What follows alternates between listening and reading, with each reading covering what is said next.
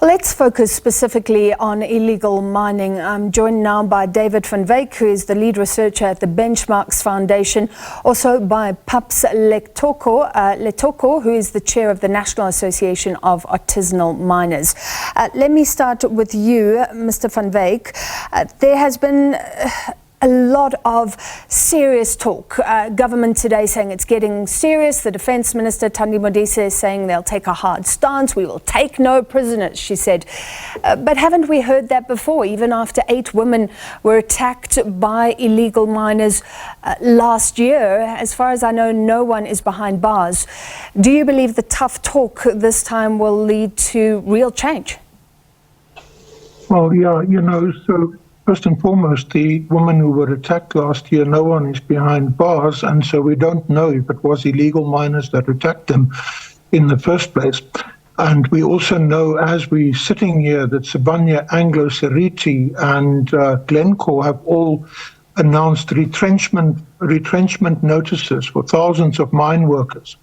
Many of these mine workers come from Lesotho, they come from Mozambique and so on. And when they leave the industry now, they've got no other skills whatsoever. We also know that 600 million rands worth of pensions and unemployment insurance fund monies are never paid out every year, meaning that many of these workers get stranded in South Africa. Then they become illegal because they get stranded in South Africa. And the only thing that they then know is to go back into the mines. Now, they've got 2 choices. They've got one choice to engage in crime, rape, housebreaking and so on, or they've got another choice of going underground and trying to eke out a living underground. You see, the problem is that the system is broken. Why do we have 6,000 abandoned mines in this country? Why wasn't it stopped right at the start when these mining companies left the country? Is it because that the major shareholders in these mining companies and also maybe board members are amongst our senior politicians as well? We have to ask that question. The other question we have to ask ourselves is the ruling party. Can I just interject there? Aren't we talking about a very long-term historical problem? So you would also then be implicating apartheid ministers. Am I correct? I mean, that was going on for a long time, then the laws were changed, and the mines have to do something. If they abandon a mine, they now have to take certain steps. No, you see, the problem is that I know of mines being abandoned as we speak. Mintails was abandoned in the last 5 years. Crown Mines was abandoned in the last 5 years.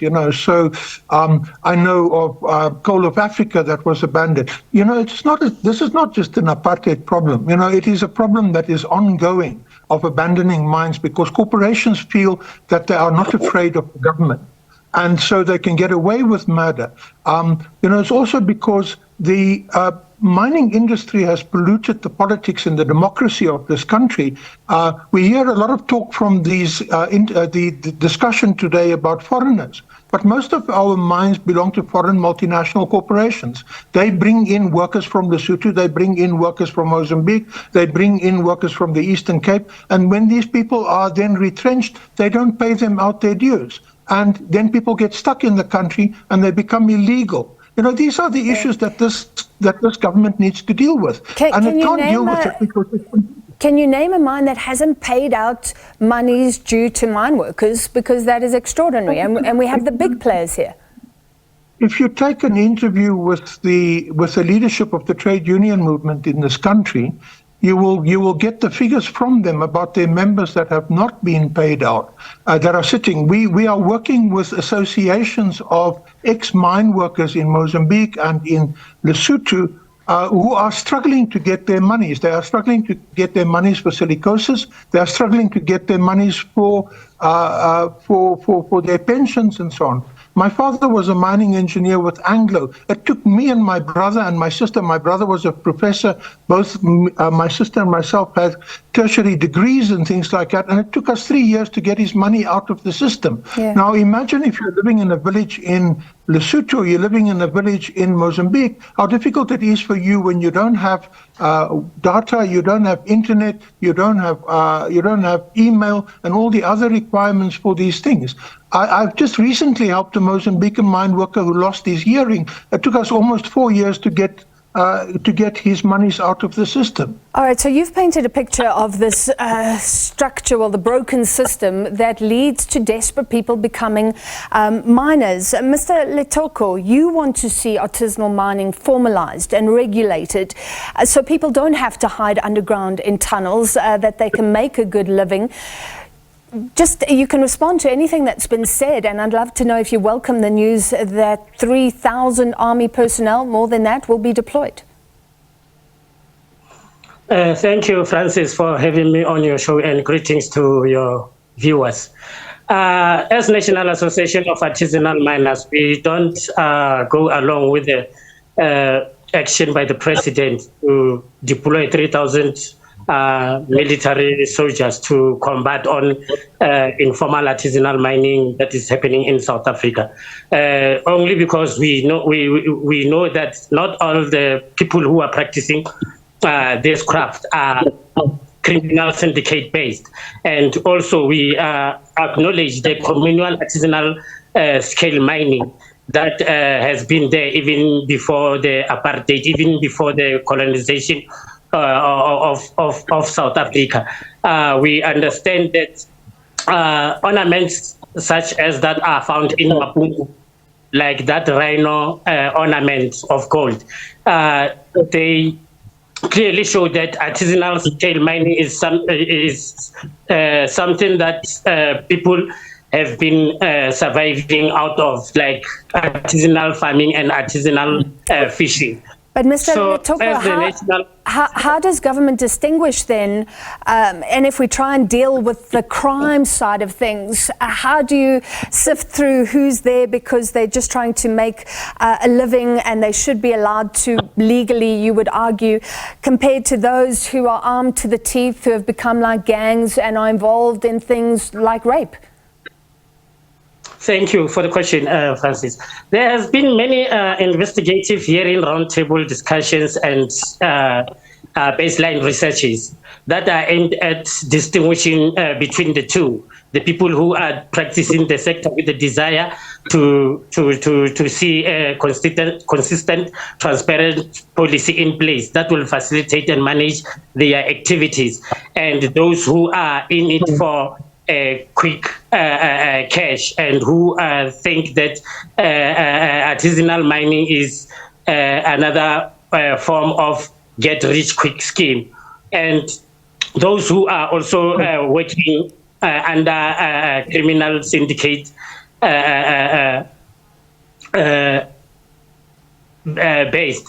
So we have come a very long way in trying to distinguish the two, and most of the reports that came from this investigative hearing and researches was that not all the people who are practicing this sector are joining the sector with an intention to join criminal activities.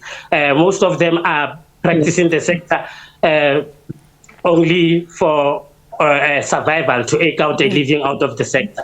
So as National Association of Artisanal Miners, since the development of the artisanal small-scale mining policy that we initiated since 2020, and we also championed with developing the policy with the DMRA department.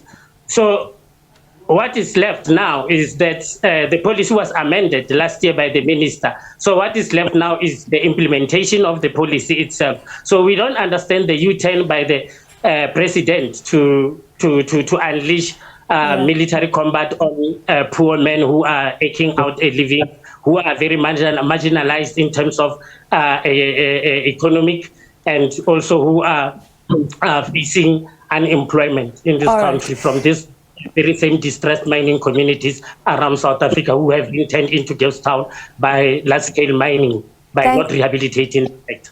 Thank you. So I think you both agree that there are people just doing this because they have no other options. Let me end with you, Mr. van Wyk. What do you think about the President's pronouncement that there will be 3,300 army feet on the ground? Well, if you've got about 3,000 soldiers and you've got 6,000 mines, you've got one soldier for every 2 mines. The statistics don't make any sense, just like the arrest statistics and so on don't seem to make any sense because the figures change every time. As far as I know, the conviction rates in court is very low as well because they don't know quite what to convict people on as far as this is concerned. But what we are saying is that the small-scale miners, the survival miners, need to be audited. They need to be registered. The mines that are abandoned need to be audited. The mines that are about to close need to be audited. The companies that are about to walk away need to be prevented from walking away, because I know in the Welkom area there are mines that are about to close. On the West Rand, there are mines that are about to be abandoned.